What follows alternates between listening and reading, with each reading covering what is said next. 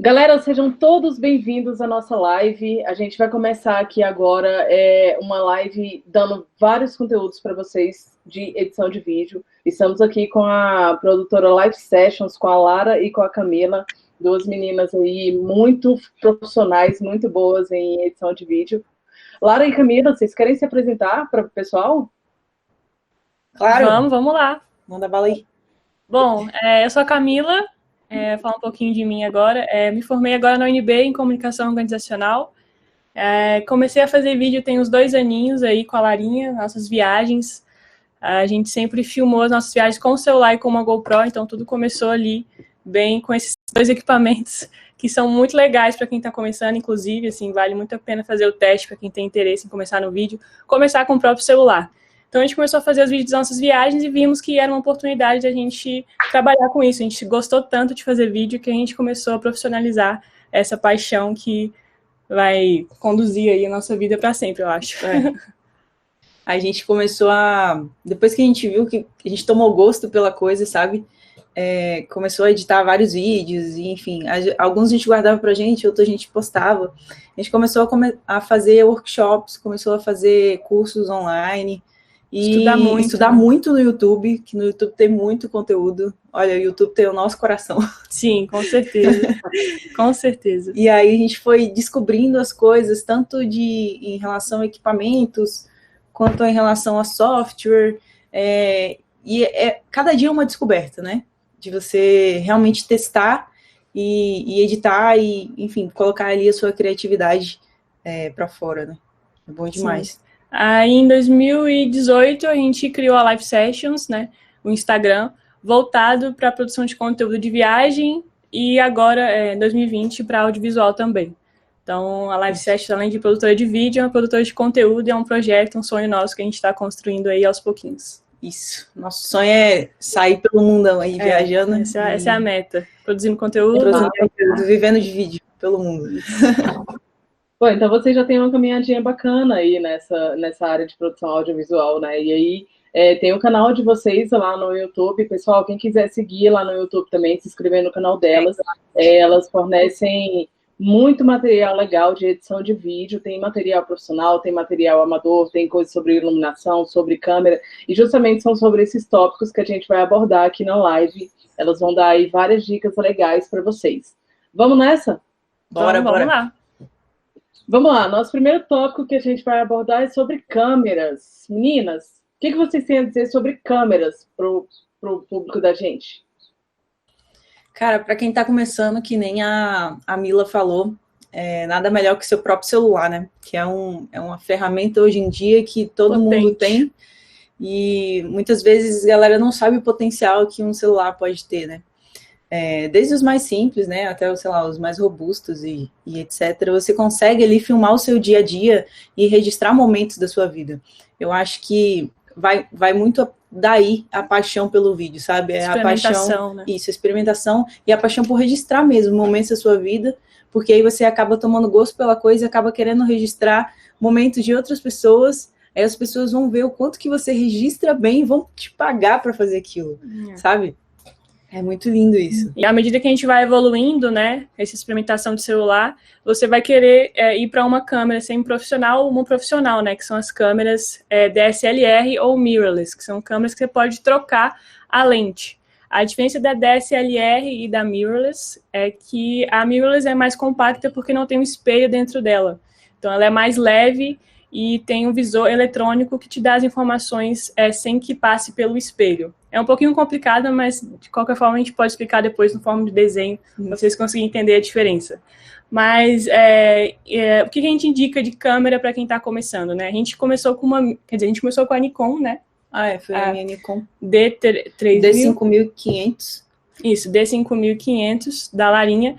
E quando a gente foi fazer, a gente primeiro começou com a fotografia, na verdade, ela é uma excelente câmera para fotografia, mas quando a gente foi fazer vídeo com ela, a gente descobriu que ela não tinha um foco automático tão legal. E para quem está começando, né, o foco automático ele vai ser seu melhor amigo para conseguir captar ali aqueles momentos chaves, né?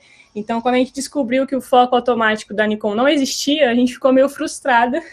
E isso acabou impedindo um pouco a gente no início de produzir. Então, a gente teve que estudar muito mais sobre o que era foco, você focar manualmente em algum objeto. E aí, depois, a gente vendeu essa câmera e compramos a nossa Sony A6500. E foi daí que a gente conseguiu deslanchar mesmo, estudar e usar aí do foco automático, porque a gente gosta muito de filmar esporte e nossas viagens, né? Então, é um nicho que requer que a gente seja rápida ali nas ações. Então, o foco, ele precisa estar sempre do nosso lado acompanhando. Apesar de que hoje, depois de 3 anos aí fazendo vídeo, a gente prefere usar o foco manual. Porque eu acho que isso faz parte da evolução de quem está estudando, né? Quanto mais você estuda, mais você quer ter controle do seu equipamento. Então, acho que isso é tudo um processo. Então, eu indico que vocês, né, quem está começando, vá sem medo para o foco manual e, aos pouquinhos, vocês vão aprendendo com calma e tranquilo, sem pressão, a dominar a câmera, né? Então, a gente indicaria aí a Sony A6500, que foi a que a gente começou, só que ela é muito cara, né? Ainda mais hoje com o dólar, né? Hoje ela tá bem cara. Tá bem cara. Uma coisa que a gente indica, na verdade, para quem está começando, é comprar equipamentos usados mesmo. Sim. Metade dos nossos equipamentos são usados. Exatamente. Ainda mais porque a linha da Sony, tanto câmeras quanto lentes, elas são um pouco mais caras. Mas como a gente optou por elas, então a gente falou, se a gente vai optar por elas, vamos pegar usado, porque não tem como. Por enquanto, as nossas duas são usadas. As duas são usadas, as duas câmeras. E equipamento de fotografia, eles são muito caros no geral, né? Quanto mais profissional, mais caro. E as lentes, então, que são a parte mais cara, né? Com certeza. Exatamente. E uma coisa que a gente foi aprendendo também com a caminhada foi que a câmera, claro, influencia bastante, mas a câmera você vai evoluindo, né? Você vai ficando melhor, vai querendo uma câmera melhor. As lentes, elas são para sempre. Então, às vezes, vale a pena você pegar uma câmera de entrada usada, aprender nela e depois investir em lentes. Porque as lentes que vão dar o seu leque criativo, sabe? De angulação e de você ter um desfoque, um buquê ali. Então, isso é uma coisa muito importante que eu queria ter sabido, eu acho, né? Que eu queria saber quando eu estava começando, né? Tipo, vale mais você investir em lente do que tanto na câmera no início, sabe? Exato. Então, um kit legal. Seria comprar pelo menos uma 50, né? 50mm, que, assim, basicamente, quem tá começando sempre compra por causa daquele desfoque, do fundo legal. Então, é uma lente incrível, a gente ama muito. Até hoje a gente usa. É uma lente bem cinemática e barata também, custo-benefício legal. Isso. É a única que eu tenho aqui, a 50 e a 18, 55. Kit, né? Excelente. Tá ótimo. Também é ótimo. Bacana. Gente, na gravação, quando alguém tá fazendo alguma gravação, sempre tem aquela de você segurar a câmera e a tela ficar tremida ou ficar mexendo mesmo, acaba que fica uma filmagem mais amadora. Como resolver isso? Então, tem várias maneiras, assim, de você conseguir estabilizar uma câmera. Uma coisa que você pode fazer no início, quando você não tem muitos recursos para investir num estabilizador de câmera mesmo, é usar a própria alça da câmera no seu pescoço, firme, esticada, assim, para você conseguir uma estabilidade na hora de fazer uns movimentos laterais e sempre firmando os joelhos num movimento bem estável. Quando você não tem essa alça dessa câmera, ela vem no kit, né? Mas às vezes quando é usada, a galera às vezes não vende com a alça, né? Isso. E uma coisa também, para quem está começando, tripés são melhores amigos no início também. Porque eles servem tanto para quem quer, enfim, fotografar, como também para quem quer fazer um take ali parado mesmo do que está acontecendo na cena, né? E é uma coisa muito usada em documentários, né? Aquela cena parada das coisas ali acontecendo, né? E aí, quando você tem um pouco mais de recursos para investir em um estabilizador de câmera, tem um estabilizador mecânico que se chama GlideCam ou Steadicam, que ele é um estabilizador de ferro que tem 2 pesos embaixo, que vão contrabalancear com o peso da sua câmera. E ali você consegue fazer movimentos mais longos, você pode andar com a câmera, dar cambalhota, brincadeira. Você pode fazer várias coisas que o seu take vai ficar estável, né? E na linha de evolução desses estabilizadores de câmera, depois vem o gimbal, o famoso gimbal, que é um sistema eletrônico, né? Essa GlideCam evoluída para um sistema bem mais tecnológico, robusto, de estabilização também, de imagem. Isso. E a partir daí, os gimbals, eles, enfim, evoluem para transformers enormes. Pro cinema, né? Pro cinema. A partir daí, o filmmaker não vai precisar. Mas para quem está começando, eu acho que o tripé é uma excelente escolha, ou o monopé também, ao invés de ter 3 pezinhos, você tem um pé, que ajuda muito para evento, para casamento também. Você coloca o monopé ali, faz o take, aí você tem mais chance de fazer esse movimento na horizontal também, para frente e para trás, mais do que o tripé, né? O tripé é mais para ficar paradinho, mas o monopé você consegue fazer mais movimentos e é um custo-benefício bem mais barato que uma Glad Cam ou um gimbal também. Isso. O legal do monopé é que ele acaba fazendo um tripé junto com você, porque você tem os seus 2 pés e tem o monopé. E você segurando a câmera, você acaba criando um tripé legal, ali com mais movimentos, né? Com mais criatividade ali no movimento. Mas a manha é treinar a mão sempre, porque a mão você sempre vai ter, em qualquer momento, não dá pau, entendeu? Então, treina a mão, filma, pensa no que você está fazendo, qualquer coisa deixa a câmera parada e depois na pós você vem dar um movimento pro take. Então, é o primeiro que eu falo aqui na live session, né? Para mim, tanto para Lara. Vamos garantir o take, depois a gente faz o movimento. Isso. Garante, faz o movimento, depois ousa mais, entendeu? Então, primeiro você garante, faz um movimento legal, depois faz um mais diferente ainda. E aí você tem 3 opções. Se um não deu certo, você tem um garantido que é parado. Isso, exatamente. E é legal porque tripé a gente consegue comprar por preços mais acessíveis, né? A partir de R$100 a gente já compra aí tripé, claro, não da melhor qualidade, mas a gente já compra uns tripés bem bacanas, né? Para fazer gravação, monopé também, né? E até estabilizadores. Estabilizadores eu não tenho muita noção de preço, mas eu acho que é um equipamento muito mais barato do que câmeras, câmeras, né? Essa Glad Cam que a gente falou tá em torno, hoje eu não sei, mas estava em torno de uns R$500 até uns 1.200 e um gimbal novo vai estar 2.500 a R$4.000. Por aí. Bacana. Então, explica pra gente agora como que é a questão de iluminação. É melhor gravar de dia, é melhor gravar de noite? Onde que eu pego uma lâmpada para colocar? Como que a gente faz isso? Então, vai depender muito do que você quer para o seu vídeo. Do estilo, né? Mas a luz do dia, ela é a mais indicada, assim, porque ela é a mais fiel, assim, às cores da pele, né? Aos skin tones, que a gente chama. Tem uma coisa chamada IRC, que é o índice de reprodução de cor. Aí o índice de reprodução de cor do sol, claro, que é o mais fiel possível, né? Então ele tem um número que ele varia, eu acho que, eu não lembro exatamente qual mas você consegue ver isso nas lâmpadas. E o LED, hoje em dia, é o que melhor tem esse IRC e é o que é o mais barato de você comprar. Então, por isso que os softbox e os LEDs são as melhores escolhas para quem quer investir em luz artificial, para quando for gravar em estúdio ou num ambiente que a luz do dia não favoreça.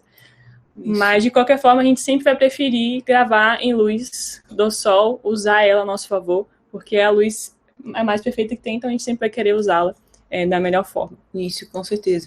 Claro que ali também vai depender se você está fazendo uma gravação interna, está fazendo uma gravação externa. Se está fazendo uma gravação interna, aqui, por exemplo, a luz está vindo perfeitamente a lateral aqui. Agora, se eu for lá fora, o sol tá a pino e as sombras estão muito duras. Então, quando você vai fazer uma gravação externa, o ideal é você fazer uma gravação no início do dia ou no final da tarde. São as horas que a gente mais gosta, né? Isso, pôr do sol ou nascer do sol. O golden hour, né? Que é quando o sol tá no pôr do sol ou lá no nascer do sol, né? Que são quando a luz, igual a Larinha falou, incide de uma forma mais soft, mais suave aqui no nosso tom de pele, né? Então, luz é bom, mas nem tanto. O sol de meio-dia vai ser horrível, não queira gravar. Se você tiver que gravar no sol de meio-dia, aí você pode rebater essa luz usando uma folha de isopor ou um difusor fotográfico que tem também, né? Que é ou tipo um lençol branco, né? Você coloca o lençol branco no sol e aí ele vai difundir a luz, né? E tem o isopor que custa o quê? R$3, esse é o nosso melhor amigo. Nosso melhor amigo, isopor. Ele vai... Todas as luzes do nosso canal, assim, são rebatidas nele. Então, ele que é a luz de fonte principal. Porque ele tem... Quanto maior a fonte de luz, mais soft ela chega na nossa pele. Então, ter essa noção é muito importante para você entender como que a luz funciona na pele, numa superfície.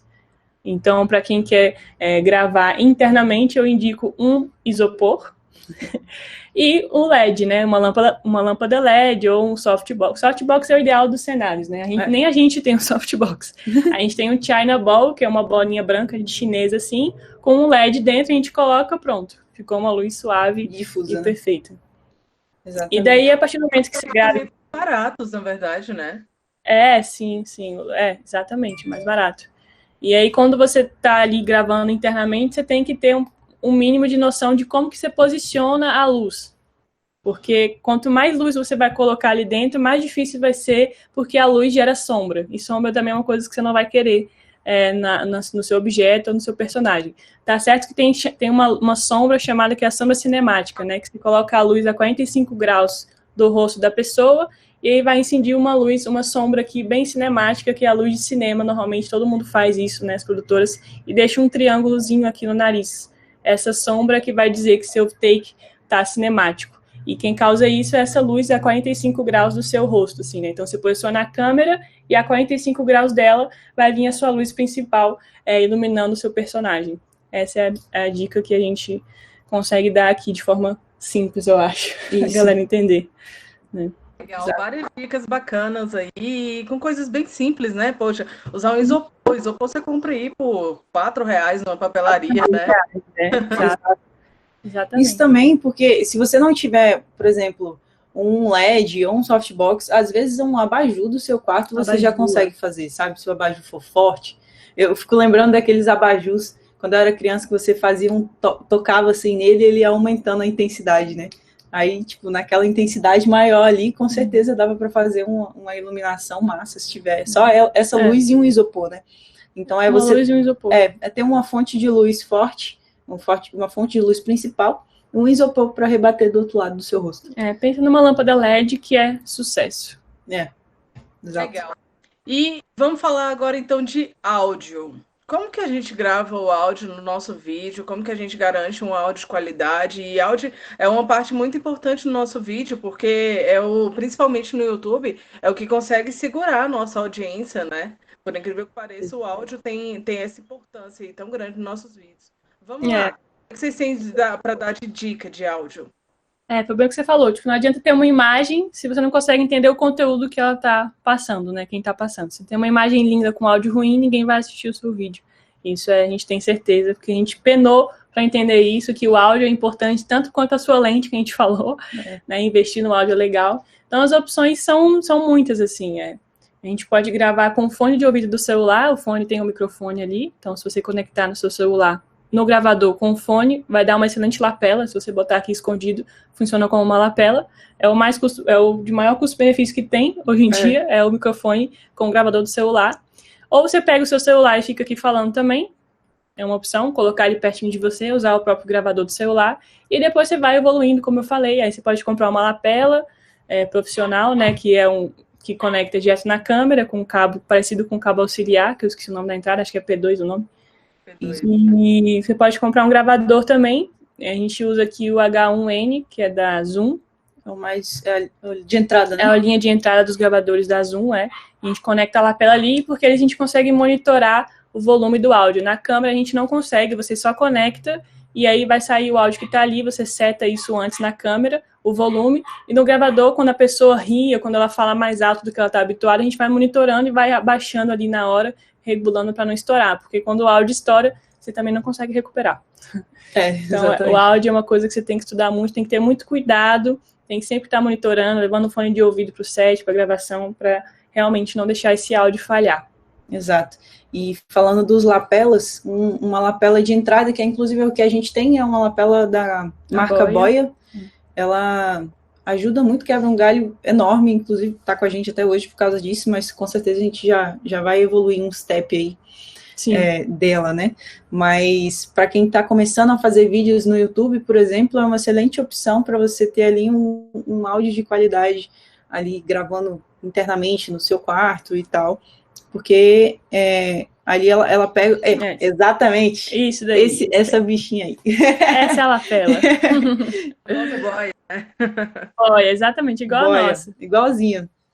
Ela aí salva muito a vida quando você quer fazer um vídeo de YouTube, dá para você conectar direto no seu celular também. E uma coisa que é legal ter em mente, assim, para quem está começando, né, quanto mais perto o microfone ficar da boca, melhor. Isso é uma coisa que, quando eu falo, é óbvio, mas não é óbvio, né, porque, assim, quando você está lá na filmagem, você tem que preparar a luz, preparar o personagem, você tem que fazer a entrevista, e aí, às vezes, você coloca a lapela muito embaixo ou muito aqui na lateral, né, aqui, E aí o ideal é você colocar a lapela o mais perto da boca possível, nem tanto para o ombro, nem tanto para baixo aqui, mas num meio termo em que a pessoa consiga falar olhando para frente, mas que o áudio consiga captar aqui de uma forma legal, né?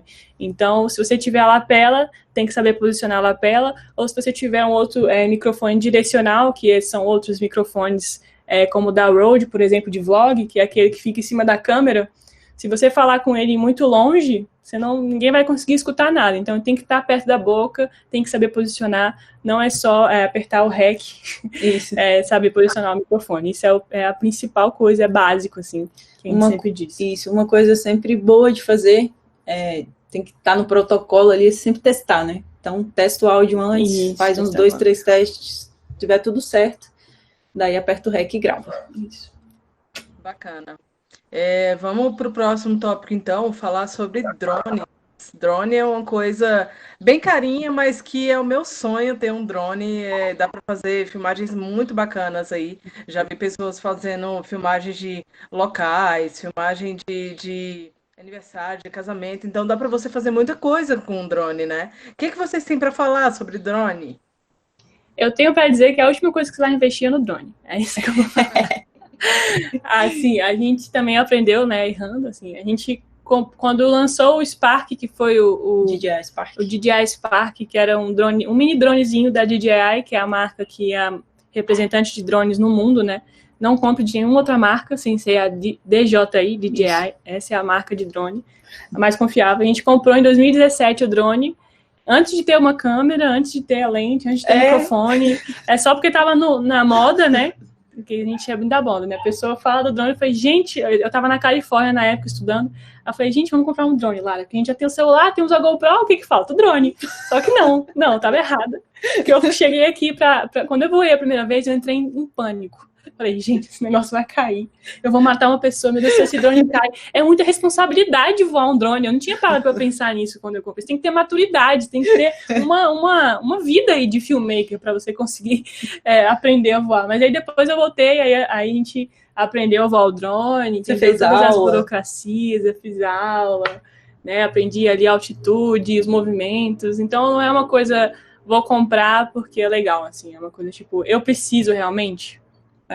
Eu faço evento, com certeza dá uma coisa legal. E igual você falou, casamento, nossa, fica lindo as imagens. Uma perspectiva totalmente diferente, né? Então você tem que pensar, tipo assim, o que eu vou fazer agora? Eu acho que primeiro a prioridade seja bom no básico, né? Seta o áudio, seta a sua luz, seta a sua câmera, consigo desfocar o fundo, o que eu preciso aprender quais são as técnicas que eu preciso fazer para fazer um vídeo cinemático. Então tem uma lista, você tem que dar um check para você falar, pô, agora eu vou pro drone. Isso vai ser uma forma mais tranquila, você não vai se frustrar, porque, sei lá, né, quem está começando a comprar um drone vai se frustrar, eu acredito que vai ter mais chance do que quem não sabe, quem nunca mexeu com foto ou com vídeo. Então, eu acho que o drone, ele é muito massa, a gente ama, principalmente para vídeo de viagem, né? A gente sempre tá viajando, então a gente ama mesmo. Eu sou muito coração, então eu já deixei essa coisa pra Lara, que é mais fria no sentido de pegar e voar sem medo. Eu tenho muito medo de voar. Então, a Larinha que toma conta aí agora do drone, e realmente, quando você evolui, você quer o drone, fica ali nas imagens também. Pois é, quando você tá aprendendo, a gente começou com o Spark, né? O Spark, eu acho que na época era o quê? $500. Isso na época era o quê? Uns R$2.000? Por aí, né? O Spark, eu acho que ele ainda é vendido pela DJI. Ainda não. Não é não? Não, tá só usado agora. Melhor ainda, porque é abaixo o preço, gente. Isso. O equipamento usado é o que há. É tudo, né? É tudo. É bom que abaixe o preço. Só tenha certeza ali que tá bem cuidado e tal, mas se tiver, manda bala. E o Spark é um ótimo drone para você começar a aprender. O Spark, o Mavic Air, agora tem o Mavic Mini. Isso. Sempre os minis drones são os mais indicados. Porém, eles perdem o sinal. Muito fácil. Eles perdem o sinal muito fácil. Então, uma pessoa que está começando a voar o drone, perdeu o sinal, acabou a vida dela. Nunca mais ela vai voar o drone na vida dela. Tem um primeiro voo, perdeu o sinal do drone, a tela ficou preta. Como é que esse drone volta para onde você levantou voo, né? Porque tem esse rolê de, tipo, o drone subiu num lugar e ele vai voltar para esse lugar caso o sinal perca ou perca alguma conexão, ele vai voltar para esse lugar. É o chamado home point. É, o home point. Então, se você estiver num barco filmando alguém num esporte aí, ou numa festa, e você levantar voo e o barco ir embora, o drone, se por acaso der uma pane, ele vai voltar para a água onde o barco estava inicialmente. Nossa. Então, sempre bom ter cuidado, porque não é tão simples assim, né? Então, para quem está começando, o ideal é ir para descampado. Faça aulas, treine. Pegue dicas com amigos que já têm drones e treine bastante em lugares abertos, descampados, onde não tem árvores, não tem postes. Perigo de machucar alguém. Minha preocupação não é nem o drone, é tipo cair na cabeça de alguém, né? Vai que eu prejudico o carro de alguém. Acho que esse é a minha preocupação maior, né? O drone, beleza. Segurança em primeiro lugar, né? De segurança sua, das pessoas e do drone. Isso. Em si. E também tomar muito cuidado com antenas, porque as antenas causam muita interferência nos drones e acaba fazendo com que ele perca o sinal. Então, vá treinar em um lugar que não tem antenas, por favor. Antenas sem fios, né? Importante. Beleza, então tá. Então a gente gravou, a gente colocou a iluminação da gravação, a gente fez a edição de áudio. Aliás, a gente gravou o áudio junto com a gravação da tela. E agora? O que a gente faz? A gente edita. Né? Agora é a parte que você vai ficar sentar no computador e vai decupar, vai definir uma linha narrativa para sua história, o que você vai contar, quais takes vão para sua edição, vai ter que tratar o áudio, vai ter que limpar o ruído do seu áudio, vai ter que, né? Então tem uma série de coisinhas na pós-produção que são principais para você entregar o vídeo na melhor qualidade. Agora é a edição, né? É onde a mágica acontece. O que vocês indicam de programas de edição? Tanto programas amadores quanto programas profissionais? Para programas amadores, eu falo até por onde eu comecei, né? Eu comecei editando vídeo de aniversário no Movie Maker, Windows Movie Maker. Nossa! Exatamente. Ele é bem simples, ele tem as ferramentas de corte, tem algumas transições legais e alguns titles, algumas coisas escritas que você consegue colocar na tela e é isso. E é bem simplão, mas é o básico da edição, que é você conseguir cortar pedaços do seu vídeo, colocar no ritmo de uma música e ali criar a sua história, né, o seu registro. E se você tiver um MacBook, que né, você pode usar o iMovie também do MacBook. Isso, o iMovie também é similar ao Movie Maker, só que 10 vezes melhor do que o Movie Maker. O iMovie é uma excelente escolha para quem tem o sistema Apple aí. Isso, mas tem outros dois editores também bem simples, que é o Movave e o Filmora. A galera tá gostando de usar bastante eles também, são editores simples. Eu acho que até um pouco melhores que o Windows Movie Maker, com certeza, né? Não vão pro Movie Maker. Mas se você quiser, enfim, experimentar aí, às vezes é um Movie Maker que já tem no seu computador, então testa nele, brinca, pega as imagens, sei lá, do aniversário do seu pai, do seu tio, do seu filho. É assim que a gente começou, né? Foi assim, assim que tudo começa, né? Registrando os momentos ali da sua vida, né? Live sessions. Isso. E profissionais, né, agora, que você pediu, não falou. A gente começou profissionalmente com o Adobe Premiere, né? Você paga uma assinatura mensal para a Adobe. Quem não conhece, é uma empresa que tem vários programas de edição, tanto o Photoshop é da Adobe, o Illustrator é da Adobe, e aí tem a parte de vídeo também, que tem o Adobe Premiere, que foi o programa que a galera mais ensina, porque é o padrão, né? E aí, para quem tem MacBook de novo, né? A gente migrou para o Final Cut, porque, para quem não sabe, o sistema da Apple ele não funciona muito, não é muito compatível com o Adobe. A Adobe é um sistema todo codificado aí para o Windows, então o Premiere não vai rodar tão bem no MacBook quanto ele roda no Windows. E por isso que a gente chegou na posição de mudar de programa mesmo. Eu era uma pessoa que eu era muito fã, eu sou fã da Adobe, né? Antes de ser filmmaker, eu era designer, então eu sempre usei muito Photoshop, Illustrator. Então a Adobe tem meu coração, até pro Lightroom também, que é uma excelente ferramenta para você aprender sobre cores, é bem legal isso. Então, eu cheguei no momento da evolução, né, da nossa modo de editar que o Premiere estava me travando no meu processo criativo, porque ele travava toda hora, ele não rodava, ele demorava para renderizar o vídeo, né? Renderizar quando você vai exportar o vídeo, todo o material que você fez. Ou desliga e não salva, fecha sozinho. Fecha sozinho, Então, ou eu trocava para um computador novo, eu não tinha budget na época para trocar para um computador novo, ou eu mudava de sistema para o sistema Windows, eu não ia conseguir fazer isso, para quem sempre usou Mac é impossível, é uma regressão, assim, para quem sempre usou, nada contra o Windows, mas é porque para mim o meu workflow não era viável na época.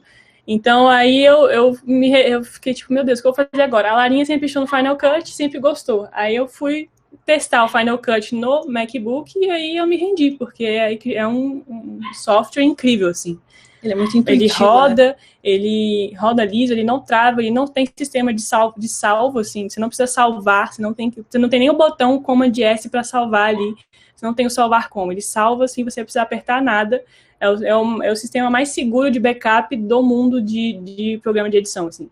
Então, é incrivelmente potente o que o Final Cut consegue te entregar para quem usa o MacBook. Para quem não usa, o Premiere, para mim, no Windows, ele vai funcionar também muito melhor do que no MacBook. Isso. E além desses dois, existe também o Sony Vegas, que foi um editor que eu aprendi logo depois que eu saí do Movie Maker. Saí do Movie Maker e fui pro Sony Vegas. Sony Vegas é muito parecido com o Premiere, só que é um editor da Sony. Para quem não sabe, o Transformers, né, que eu falei, o filme do Transformers foi editado no Sony Vegas, e depois dele, aí eu fui pro Premiere, não gostei muito, aí pulei pro Final Cut, e estamos nele até hoje. Legal, bacana. Então tá, então a gente já tem agora os programas que a gente vai fazer a edição. E como que a gente faz essa edição? Quais tipos de vídeos que a gente pode trabalhar na edição? Bom, existem a infinidade de tipos de vídeo, cara, é enorme, assim. Você pode registrar tanto, enfim, vídeos de aniversário ali, momentos da sua vida, como você também pode fazer um vídeo tutorial para o YouTube, se você que quer começar o seu canal, falando de coisas que você gosta, de que você é bom. Um vídeo tutorial ali é muito simples de se fazer e é muito legal de você treinar ele, né? Ele é um vídeo inicial ali. Também tem entrevistas, a gente coloca esse tipo de vídeo tutorial. Pois é, aí tem entrevista, documentários, tem... que mais? Eventos sociais, casamentos, festas, festivais. A gente faz muito festival, muito show, quando podia, né? A gente está na época de fazer show drive-in agora, também, coisa bem diferente. Mas, então, voltando para o tutorial... Vocês, né? Essa é nova. Acho que uma coisa muito legal, uma dica muito legal que se engloba em todos os tipos de vídeo é você sempre vai ter ali a sua câmera principal. A base é a mesma, né? A base, né? O seu vídeo principal e as suas imagens de cobertura, que atualmente está sendo muito chamado de B-roll. Rolo B, né? Rolo B. O rolo B era o rolo das câmeras antigas, né? Tinha o rolo A, que era o rolo principal das câmeras principais, e o rolo B e por cima das imagens de cobertura. Mostrar. Então, isso. Como no vídeo institucional, quando a pessoa fala, eu gosto muito da casa, deixa eu ver, da fachada da minha empresa, aí vai e mostra a fachada da empresa. Isso. Aqui é muito legal de trabalhar porque eu tenho muitos amigos. Aí mostra ela com um amigo conversando. Isso aí são as imagens de cobertura em cima da fala principal dessa pessoa. Que as imagens de cobertura que vão dar vida para o seu vídeo. Então, assim, é uma coisa legal que a gente sempre faz, que eu falei esses dias até lá no Instagram. Mesmo que o vídeo não exija uma entrevista ou um depoimento de alguém, é importante que você colha esse depoimento para você conseguir construir uma linha narrativa ali na sua edição depois. Isso vai fazer total diferença, porque o que importa na edição sempre vai ser a história que você quer contar. Exato. E quem vai ajudar você a contar a história são as imagens de cobertura, que normalmente é em slow motion, que é igual eu falei, que as câmeras profissionais têm essa capacidade de te entregar uma imagem onde você pode reduzir a velocidade dela e ficar aquela coisa charmosa, em slow motion, cinemática. Isso. E também em relação a vídeos tutoriais, você ali está ensinando alguma coisa, né? Vai ter a câmera ali mostrando você ensinando ali o que você é expert. E enquanto você ensina, as imagens de cobertura vão estar ali atraindo a atenção do seu telespectador, sabe? Ainda mais vídeo tutorial, que você está ensinando. Então, falar e mostrar são duas coisas diferentes. Então, acho que quando você ensina mostrando, é outro nível de tutorial. E quando você ensina ensinando e entretendo a pessoa, aí é um nível muito além também. Então, acho que o vídeo tutorial ele tem essas funções. E quem vai ajudar a você a fazer um vídeo tutorial legal é a edição. É a edição e o material que você colheu. Então, acho que esses pilares do tutorial, entretenimento e educação, né? E ensinar. Esse, para mim, é o tutorial perfeito. Então, quando eu estou aprendendo alguma coisa no YouTube, eu sempre percebo que eu estou me divertindo, porque aquela pessoa está me entretendo também. Eu estou vendo imagens legais, eu estou vendo ela fazer na prática e ela está ensinando também, além de mostrar. Então, acho que isso é muito importante. E além de outras coisas que você consegue colocar no seu vídeo, como alguns textos ou animações que ajudam, de call to action, falando para seguir o canal, falando para curtir, né? E também tem uma manha muito usada nos vídeos de YouTube, que é o jump cut. Porque às vezes quando a gente está explicando alguma coisa, a gente às vezes divaga ali na hora da explicação. Ou respira, né? Então, bem-vindos ao meu canal. Aí nesse respiro você corta. Isso. Então, nos respiros você corta e a pessoa vai sempre, não tem a margem para a pessoa perceber que você parou para pensar, que você errou. Então, o jump cut, ele vem para ajudar a acelerar ali o ritmo do YouTube, né, que a pessoa quer assistir logo o vídeo, a você ficar sempre preso, e aí tem aqueles cuts que fica, tipo, assim. Isso, e aquilo, querendo ou não, prende a atenção também, porque a pessoa fica vidrada no que você está falando, não tem tempo nem dela, enfim, se entediar. Sair do canal. Exato. Aí a manha na edição para você fazer esse jump cut, que é o pulo do gato. Pulo do gato. Você corta, tem a fala da pessoa, oi, tudo bem? Meu nome é Camila. Então, entre o oi, tudo bem e meu nome é Camila, eu tive um respiro. E esse respiro, quem vai te dizer onde é respiro são as faixas de áudio. Então, por isso que é legal você captar um bom áudio, porque na edição você vai conseguir ver as ondas, né, dos áudios. Então, quando não tem onda, quando tá zero, é onde você corta para fazer o jump cut. Aí você corta esse silêncio que não tem onda, junta as duas cenas, pronto, você fez o jump cut perfeitamente. Exatamente. É bem simples. Então, para um bom vídeo tutorial aí, se você tiver o seu áudio bom, a sua câmera principal ali com um enquadramento legal, uma iluminação legal, e imagens de cobertura mostrando o que você está fazendo, é perfeito. Assim, o cenário, é o ideal, né? É o ideal, é isso. Camila, agora há pouco você falou sobre decupagem de vídeo. O que é isso? Sim, importante, né, explicar. Então, decupagem é você selecionar o material que ficou bom. Porque na captação, você não vai pegar tudo 100% legal e você não vai usar 100% das imagens que você captou. Então, você vai usar ali uns 70%, no máximo 80%, até porque nem o tempo de vídeo conta muito, né? Então, quando a pessoa te contrata para fazer um vídeo, você vai perguntar para ela qual é o tempo final do seu vídeo. Vai ser 1 minuto? Vai ser para o feed do seu Instagram? Vai ser 15 segundos? Vai ser um institucional de 3 minutos para o meu site? Então, dependendo da duração do vídeo, você não vai conseguir, infelizmente, usar todas as imagens que você captou. E aí, na edição, você vai selecionar quais imagens vão para a sua montagem de edição. Então, por isso que eu acho que a decupagem, que é essa seleção, é a parte mais importante da sua edição e da sua fluidez para o seu processo criativo fluir sem estresse. Então, aqui a gente sempre separa um dia todo para decupagem, para a gente selecionar exatamente o que vai entrar, o que vai sair, ou imagens reserva, tipo, essa aqui eu acho que pode entrar se essa aqui não funcionar. Então, eu vou fazendo pastas e subpastas para a gente organizar esse material, porque organização na edição é tudo que você tem que fazer. Isso. A organização é realmente o que vai fazer a diferença ali na hora que você está montando sua história, porque você não fica perdido, né? Você sabe onde está tudo ali.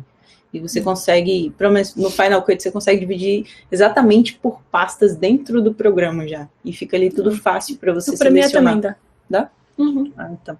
É porque time Final Cut aqui, ó. Vocês organizam o material do vídeo já dentro do programa, né? Isso, exatamente. Mas quando o Final Cut realmente tem uma como é que se diz? Um sistema melhor de decupagem, mas quando eu usava o Premiere, eu selecionava antes também. Eu ia nomeando os takes. Nossa, meu Deus, não tenho nenhuma saudade disso, mas eu ia nomeando os takes, que eu achava legal. Aí, mas hoje em dia já tem como você colocar por pasta, assim, tipo assim, takes da fachada. Aí você escreve fachada e joga todos da fachada lá. Takes do fulaninho, aí joga todas as imagens de cobertura do fulaninho. Aí igual casamento, takes da noiva, takes do noivo, takes do pai, da mãe, blá, blá, blá. Exato. Aí você vai sempre criando por caixinhas, selecionando. Né? Exato. Massa. E quando vocês estão fazendo a edição do vídeo, como que vocês escolhem a música que vocês vão colocar no vídeo? A gente escolhe, a gente paga, né, o Artlist, um site pago de músicas sem copyright, né, que é sem direitos, que você compra os direitos autorais da música para poder usar, então são músicas específicas para você usar nesses tipos de vídeo, né. Tem vários sites, não tem vários, né, na verdade, só tem o YouTube de graça, né. Tem o Free Music Sound. Tá. Só que a gente nunca usou esse, mas existe. Tem algumas plataformas que tem músicas gratuitas para você baixar e usar sem ter problema, sem ter um strike de copyright, sem que o artista ali te processe porque você usou uma música que não deveria ter usado, né? Que você não tem ali o direito autoral. Então as músicas... O próprio YouTube não permite, né? O próprio YouTube não permite. Está ficando cada dia mais acirrado ali. E para quem está começando, às vezes realmente não sabe porque nunca editou. Então, assim, as músicas que tocam na rádio aí... você não vai conseguir usar essas músicas famosas no seu vídeo. Você vai ter que optar por músicas brancas, que a gente fala, que são sem os direitos autorais, ou você vai para plataformas que disponibilizam músicas tão atuais quanto essas pops da indústria musical do dia de hoje, né? Eletrônica, pop. Então, esses sites pagos valem muito a pena porque você consegue ter o mesmo feeling de uma música que está estourando no Spotify. São músicas parecidas, não com a mesma qualidade. Claro, eu sinto falta muitas vezes de músicas que estão estourando aí, tem um beat bem mais produzido. Músicas brasileiras também, a gente não tem acesso nenhuma, não existe nenhum site que venda músicas brasileiras para você usar. Então, é um gap da nossa indústria, da nossa cultura aqui do Brasil, que realmente, infelizmente, ainda é um pouco ultrapassada nesse sentido de abrir a cabeça para as pessoas criativas e artistas também. Isso. Então, a gente usa o Artlist, mas existem outros sites pagos também, que tem o Epidemic Sound, tem o Music Bed, tem o Premium Beat, mas todos eles são pagos. Infelizmente, o preço não é barato. Não é barato. Geralmente, a gente pega uma assinatura anual aí que custa R$700, um negócio assim. Por isso é legal você montar a sua equipe, né? Se você tem amigos que editam, se você tem ali o seu grupo, a partir do momento que você entra no nicho, você vai com certeza construir essa rede, que é o network, né? Que é outro pilar importante de quem está dentro de algum meio, assim, como de filmmaking. Então, se você tiver uma equipe que trabalha com você, de 5 pessoas, vocês dividem entre vocês essa assinatura e fica mais leve para todo mundo, porque a nossa realidade aqui no Brasil, como eu disse, é completamente diferente de um gringo que ganha em dólar, que a assinatura é $20 mensais. Isso é ridículo para eles. Agora, $20 mensais para um brasileiro, isso é inviável, assim, por mês. Para um filmmaker pagar $20, isso é impossível. Isso. Então, eu sei que não é mais com o preço do dólar hoje, né? O certo não seria dividir, claro que não, você está burlando ali a plataforma, mas a nossa realidade é diferente, não tem como a gente sustentar $20 uma pessoa. Então, a gente divide com mais outras pessoas também, né, outros amigos, filmmakers, para dar conta dessa assinatura. Exato. Mas para quem não consegue ainda investir nisso, tem o YouTube, o Audio Library, que é do YouTube, é uma biblioteca de áudio totalmente gratuita do YouTube, então ali é absoluta certeza que o YouTube não vai cortar ali o seu vídeo. E dali você consegue pegar músicas legais também. Sim, a gente usou 1 ano e meio, quase 2 anos, só o Audio Library. Esse Audio Library aí. Exato. Não tem músicas muito atuais assim, mas eles estão investindo, né? Eles estão investindo. Estão vindo músicas diferentes, né?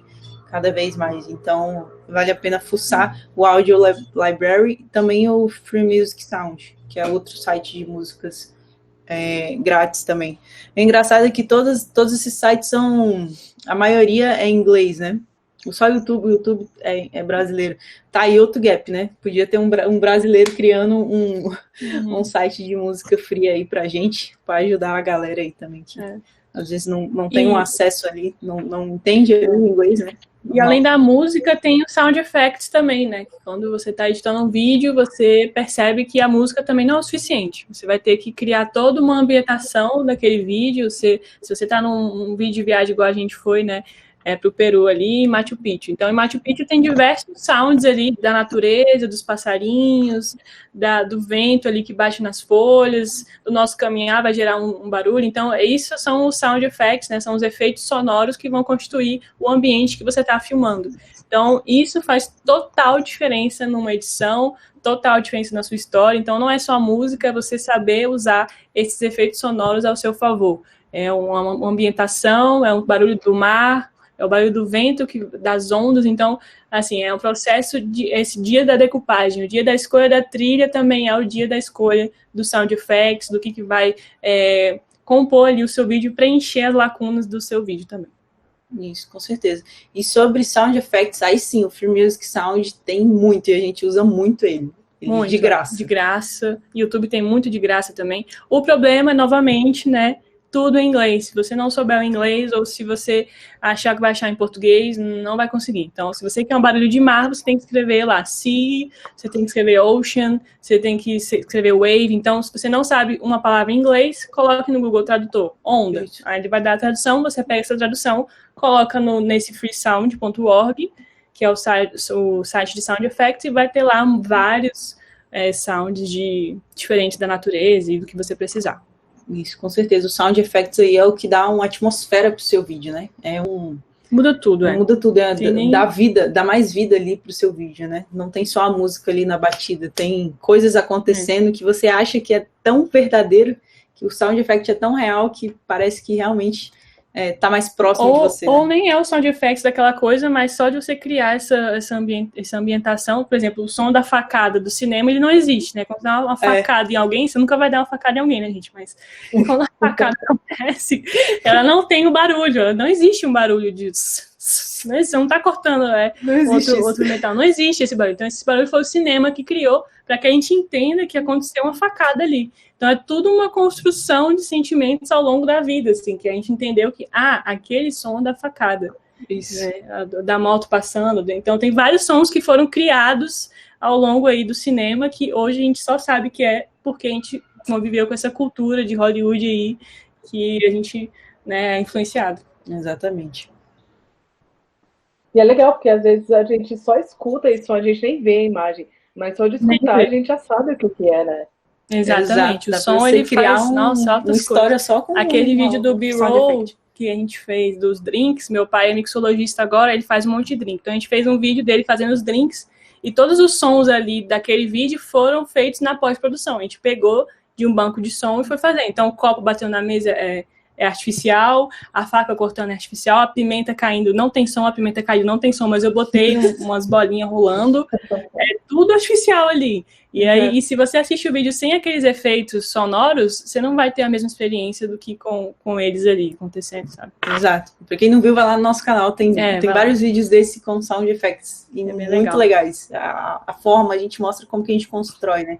A gente gosta muito disso, de documentando a forma que a gente faz, né? Isso, e é muito massa porque a gente vê a nossa própria evolução ali acontecendo. Legal. E na edição de vídeo, como que vocês fazem os efeitos? Vocês usam plugins? Como que vocês fazem a transição dos vídeos? Enfim, como que vocês usam isso? A gente gosta muito de fazer transições orgânicas, né? Onde você usa a própria movimentação da câmera para fazer a sua transição ali no seu vídeo. Mas é claro que existem nos programas de edição, tem ali plugins, né, que fala que são efeitos de transições nativos ali dos programas. Que dissolver. Que um transpassa pelo outro. Isso é uma transição, Ou às vezes a câmera sobe ou a câmera vai para o lado, que são... pan down, é tudo em inglês. Pan down, pan left, lado, cima, baixo, umas coisas... Isso. uns nomes em inglês assim, né? Exato. Tem essas transições, a gente não usa tanto.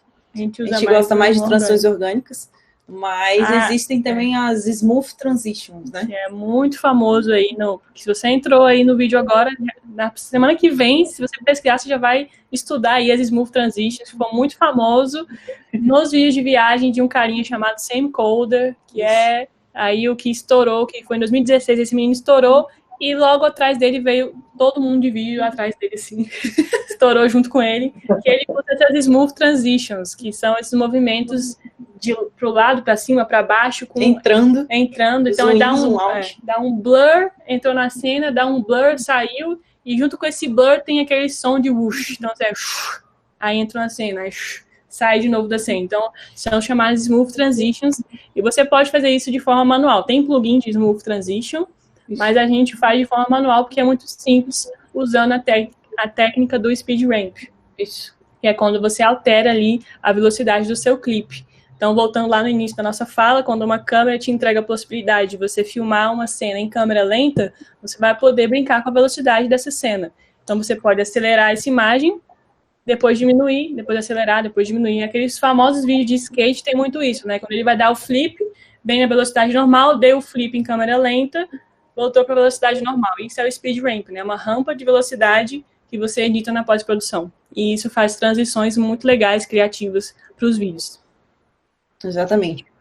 E em relação a plugins, a maioria dos plugins que existem hoje no Final Cut são pagos, e infelizmente também são sites gringos, e caros, sites em inglês e muito caros em dólar, infelizmente. Um pacote de plugins, assim, de boa qualidade, hoje está uns $60. Isso está muito caro hoje em dia, muito caro. Então a gente prefere fazer a maioria das coisas mais orgânicas. Isso. E às vezes fuçar mesmo a internet, porque às vezes você encontra uns pacotes de plugin de graça, mas eles não vão ser com uma qualidade tão boa. Mas é isso, é fuçando mesmo a internet e procurando. Tem muita coisa no YouTube, já linkada do YouTube, né? Na internet a gente tem um mundo aí de pesquisas para conseguir esses pacotes, né, de efeitos, de plugins, de filtros, tudo isso, né? Como que vocês fazem a colorização do vídeo de vocês? Depois que vocês gravam, colocaram lá a iluminação, gravaram, sei lá, de dia, de noite, e aí? Como que vocês vão colorir o vídeo? É o tema de hoje. O tema de hoje do produção de conteúdo aqui da Live Sessions é colorização, inclusive.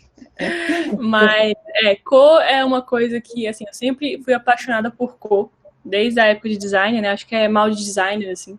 Você sempre estuda cor desde o início. Só que aí você estuda cor, aí você vai fotografar, aí você edita suas fotos ali no Lightroom perfeitamente bem, não tem nenhum problema, nenhum empecilho. Mas quando você vai para o vídeo, aquilo dali se torna, às vezes, uma fonte ali que você tem que estudar diariamente, porque não é simples fazer cor, porque justamente pelo IRC que eu falei anteriormente, né, quando a luz irradia na sua pele, ela pode mudar o tom da sua pele.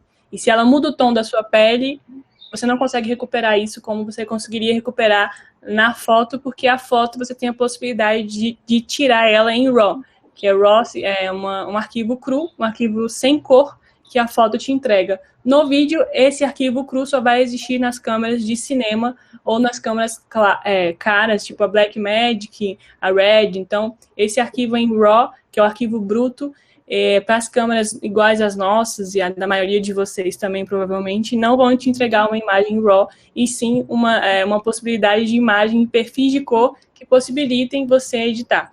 Então, você não consegue reproduzir uma cor exatamente como você quer, igual nas fotos. Por isso, é tão difícil a gente falar de cor no vídeo. E aí vem uma coisa bem fácil, que agiliza muito no nosso processo de cor, que são os LUTs. Os LUTs já vem pronto, né? É tipo um filtro, tipo um preset que você coloca em cima do seu vídeo, de alguém que fez esse LUT, para facilitar esse processo, principalmente quem está começando, né? Então, no início, a gente usava bastante LUT para aprender como é que fazia esse processo de cor, mas hoje a gente não usa mais LUT, a gente tem os nossos próprios LUTs, que fala, que é Lookup Table, né? A gente tem as nossas próprias cores dos nossos vídeos. Então, não é um processo fácil, assim, mas é bem legal de você aprender. Então, no processo de Color, existem duas formas, né? Dois processos. Você vai fazer o Color Correction, que é a correção de cor, que você vai organizar ali o contraste, você vai dar saturação para sua imagem, você vai dar brilho, você vai dar um fade. Então, você vai colocar a cor em cada lugar que ela pertence. Depois, você vai literalmente dar um mood para o seu vídeo, que chama Color Grading, que você vai colocar ali um tom mais quente, um tom mais frio, tudo dependendo da sua história, né? Se for uma história de um de terror, sei lá, o mood do filme vai ser frio. Então, todo esse mood frio foi possibilitado pelo processo de color grading, onde eu deixei as minhas sombras azuladas, onde eu deixei meus highlights também, minhas altas luzes que falam mais azulados também. Então, você tem essa possibilidade de deixar azul ou laranja, verde. Ou verde, O filme do Coringa dá pra ver muito isso, né? Muito, o mood ali que eles criam em cima do filme do Coringa. Mood dark. Com, né? A cor, né? Mais dark, assim, mais escura. Mais triste, mais depressiva. Tanto quando ele tá feliz, o Coringa tá feliz, as cores estão todas quentes, porque a cor quente vai te entregar essa sensação de felicidade. Quando ele tá depressivo, tristão, puto, aí as cores estão frias, estão, tipo, macabras ali, tipo, o que tá acontecendo? Então, essa sensação que vai te dar são as cores.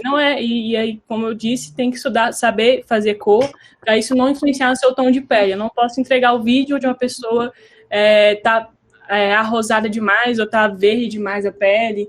E isso daí, quem vai dizer isso é o seu balanço de branco, que é tudo que você vai setar isso para que a cor saia da maneira que você quer na captação. Então, além de você saber expor sua imagem e você colocar a sua velocidade no número correto, você tem que bater o branco da sua imagem para que a luz não irradie de forma diferente na sua pele e isso cause uma distorção que não é real.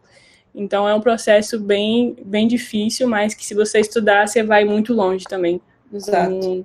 Com esse processo. É mais uma ferramenta de como contar a sua história, né? Porque no final das contas, o que mais vai importar ali, além de tudo isso que a gente falou hoje aqui, é como você conta a sua história, né? É o storytelling ali, de como você vai conduzir ali a sua narrativa. E todas essas ferramentas que a gente falou, o color, ou uma movimentação de câmera, ou um plugin, ou uma edição mais rápida, ou uma edição mais devagar, tudo junto ali vai formar ali a sua história e a sua narrativa, né?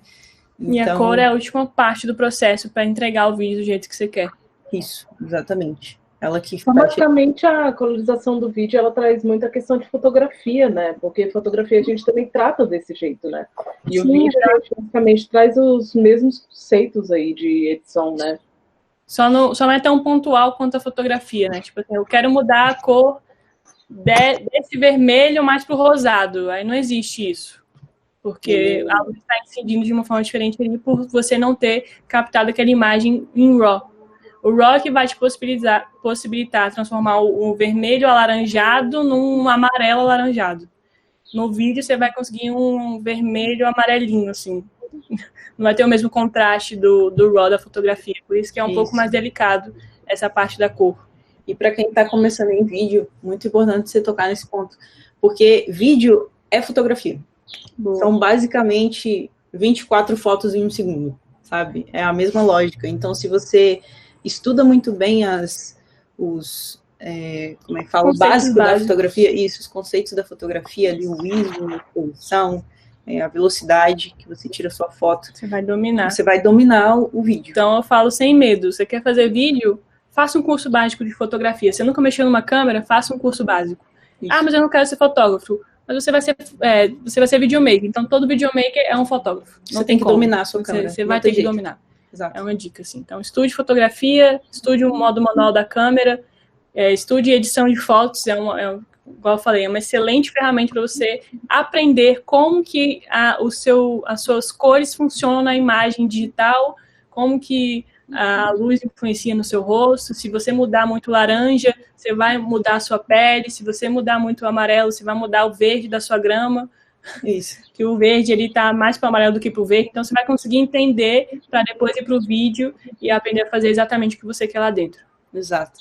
É um mundo assim cheio de coisas, né? Uma das perguntas que a gente sempre recebe lá no nosso Instagram é por onde eu começo a estudar, né? E a gente fala isso, começa estudando fotografia e luz. É o básico de tudo, né? Para você começar a iniciar os seus vídeos. Muito legal.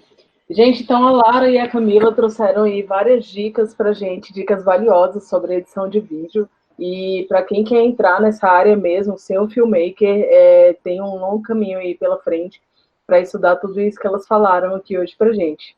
Então, meninas, muito obrigada pela participação de vocês, muito sucesso na carreira de vocês. O trabalho que vocês fazem é um trabalho extremamente profissional, um trabalho muito bom. Inscrevam-se lá no canal delas, no Live Sessions, elas têm um canal no YouTube. Inscrevam-se também no canal do Senai Play, quem ainda não está inscrito. Para quem perdeu a nossa última live, a gente tem um material que a gente disponibilizou no endereço play.senai.br, um e-book muito legal com várias dicas sobre produção de vídeo. E estamos aí no dia 24 de agosto, a gente tem a nossa próxima live com o nosso influenciador Rafael Velasco. Rafael vai falar para a gente sobre produção de conteúdo, gatilhos mentais e vários assuntos aí bem bacanas para vídeos no YouTube, para produção de vídeos no YouTube, tá? Gente, muito obrigada pela participação de vocês. Um abraço, Lara e Camila. Obrigada pela participação de vocês. Eu acho que o pessoal vai aproveitar muito essas dicas que vocês deram aí pra gente. Show, obrigada. A gente que agradece a oportunidade. Exatamente. E todo mundo aí ficou bem feliz. Todo mundo aí que assistiu, vai lá no nosso canal depois e não esquece de seguir aí o Senai Play. Vai lá no Instagram e fala que você assistiu a live também, manda direct, vamos conversar. Mesmo. Vai lá no Instagram, life.sessions. Vamos Bacana. lá. Obrigada pelo convite. Valeu, gente.